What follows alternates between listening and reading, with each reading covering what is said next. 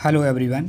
Sociology study platform में आप सभी लोगों का हार्दिक स्वागत है। और ये आज का हमारा लेक्चर है यूपी पीजीटी का विषय है आपका समाजशास्त्र हल प्रश्न पत्र 2016 और ये लेक्चर सेट 4 है।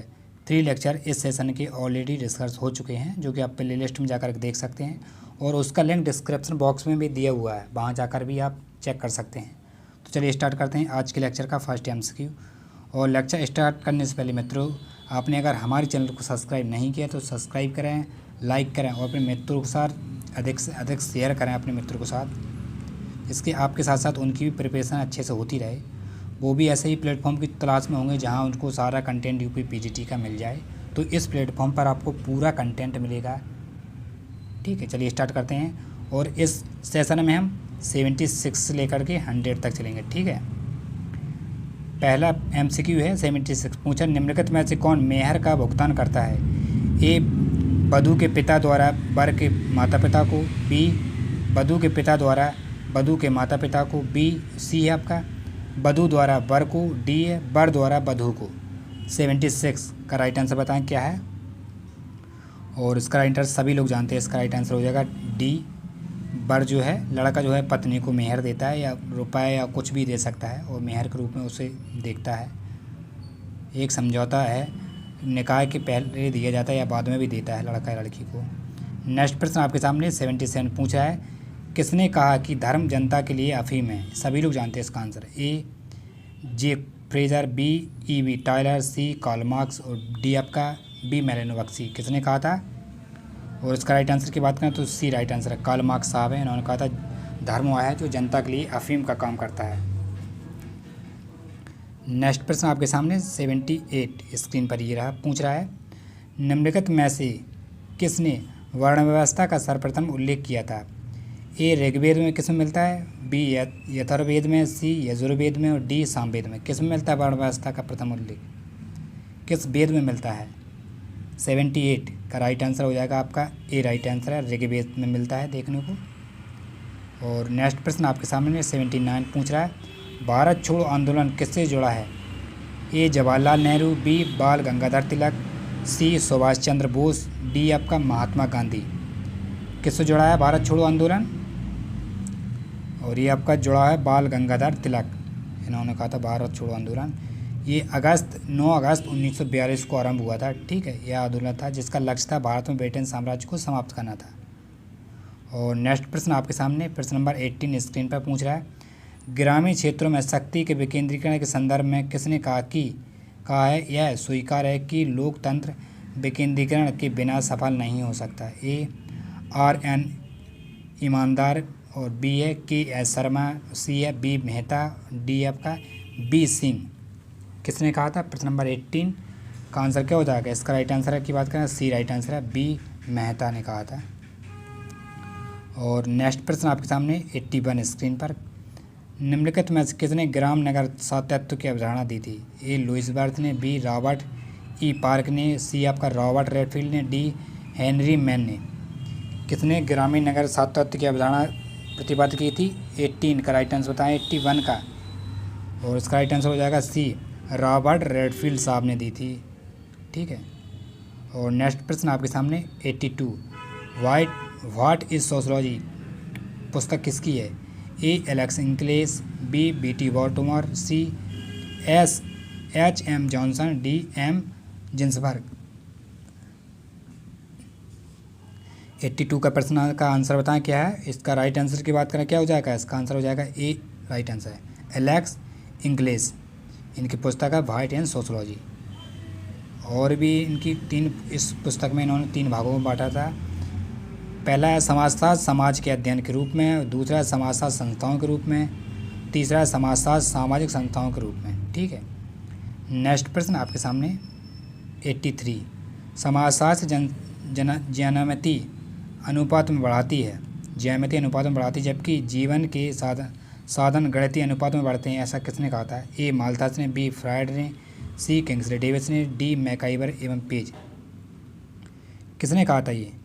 जनसंख्या जो ज्यामिति में अनुपात में बढ़ती है और जीवन साधारण गणितीय अनुपात में बढ़ता है, ये किसका कथन है?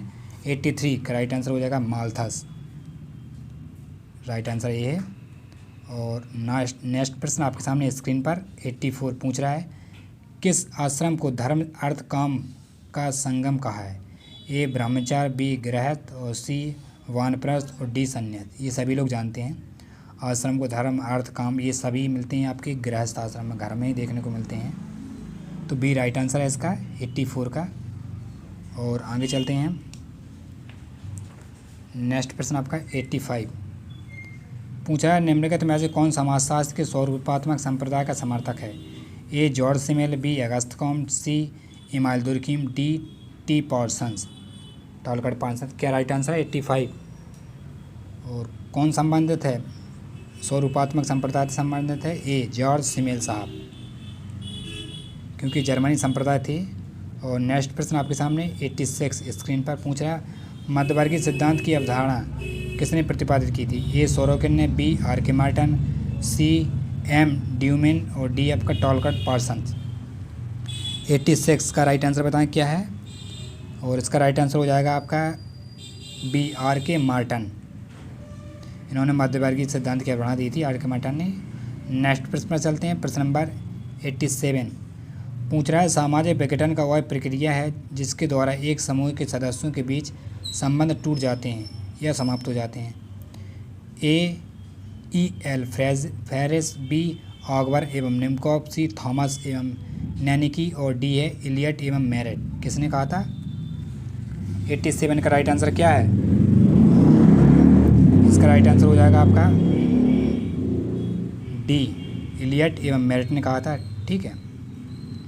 नेक्स्ट प्रश्न आपके सामने स्क्रीन पर पूछ रहा है 88 है, पूछा निम्नलिखित में से आकस्मिक या दीर्घकालिक अपराधी को किसने दो भागों में बांटा था? ए अलेक्जेंडर एवं स्टॉप और बी आपका हेंडरसन, सी है सदरलैंड और डी है किंग्सले डेविस। और 88 का राइट आंसर बताएं क्या है? और इसका राइट आंसर की बात करें तो इसका ए आंसर है राइट, अलेक्जेंडर एवं स्टॉप ने। ठीक है। और नेक्स्ट प्रश्न आपके सामने 89 स्क्रीन पर रहा, पूछ रहा है नातेदारी शब्दावली को दो भागों में वर्गीकृत एवं वर्णात्मक नातेदारी में किसने विभाजित किया था? ए है एल एस मॉर्गन, बी है जी पी मर्डॉक, सी है आपका रॉबर्ट लोवी और डी है रैडक्लिफ ब्राउन। आंसर बताएं 89 का क्या है? और इसका राइट आंसर हो जाएगा ए एल एच मॉर्गन साहब ने। इन्होंने नातेदारी शब्दावली को दो भागों में बांटा था, वर्णात्मक और वर्णात्मक। नेक्स्ट प्रश्न आपके सामने प्रश्न नंबर 19 पूरा, पर्याय संबंध किसके माध्यम से पाए जाते हैं? ए पिता एवं पुत्री, बी माता एवं पुत्री, सी पिता और पुत्री, डी है जीजा एवं साली। हंसी मजाक ये आपका जीजा और साली में ही पाया जाता है, तो डी राइट आंसर है। नेक्स्ट प्रश्न आपके सामने 91, समाज बनता है ए व्यक्तियों से, बी संस्थाओं से, सी व्यक्तियों के संबंधों से, डी समितियों से। किससे बनता है समाज? 91 इसका व्यक्तियों के संबंधों से बनता है, सी राइट आंसर है। और नेक्स्ट प्रश्न आपके सामने 92, सोशलॉजी शब्द की खोज किसने की थी समाजशास्त्र? ए कब हुई थी? 1914 में, बी 1919 में, सी 1938 में, डी 1947 में। किस डेट में हुई थी समाजशास्त्र की खोज?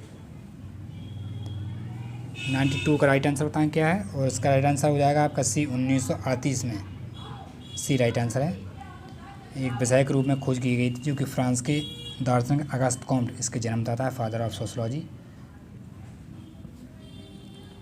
नेक्स्ट प्रश्न आपके सामने, सामाजिक स्तरीकरण का प्रतीकात्मक सिद्धांत किसने प्रतिपादित किया था? ए कूले ने, बी किंग्सले डेविस ने, सी कार्ल मार्क्स ने, डी मैक्स वेबर ने।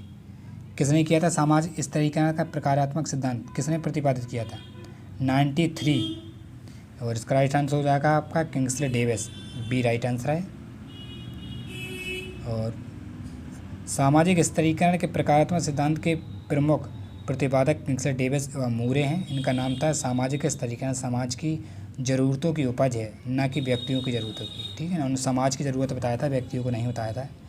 नेक्स्ट प्रश्न आपके सामने 94 पूछ रहा है, सभी सामाजिक परिवर्तन विचारों के माध्यम से घटित होते हैं, किसने कहा था?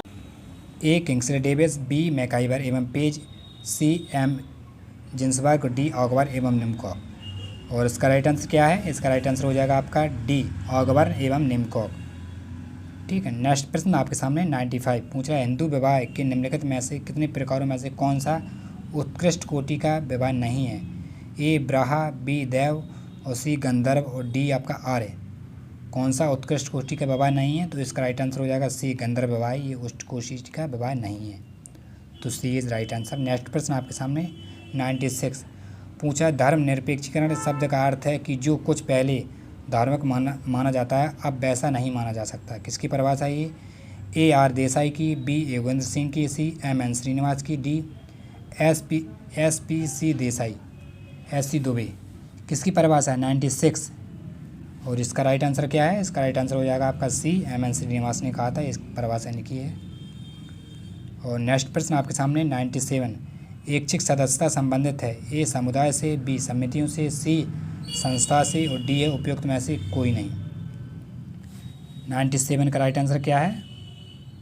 और इसका राइट आंसर की बात करें तो इसका आंसर आपने दे दिया होगा। इसका राइट आंसर हो जाएगा आपका बी समिति से, क्योंकि समिति एक ऐसा संगठन है जो प्राय विशेष स्वार्थों एवं लक्ष्यों की प्राप्ति के लिए बनाया जाता है। इसकी सदस्यता ऐच्छिक होती है।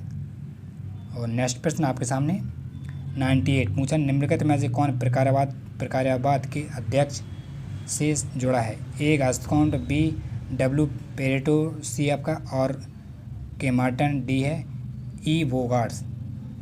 प्रश्न नंबर 98 का राइट आंसर क्या है? और इसका राइट आंसर की बात करें, क्या है इसका राइट आंसर? इसका आंसर हो जाएगा आपका सी आर के मार्टन साहब,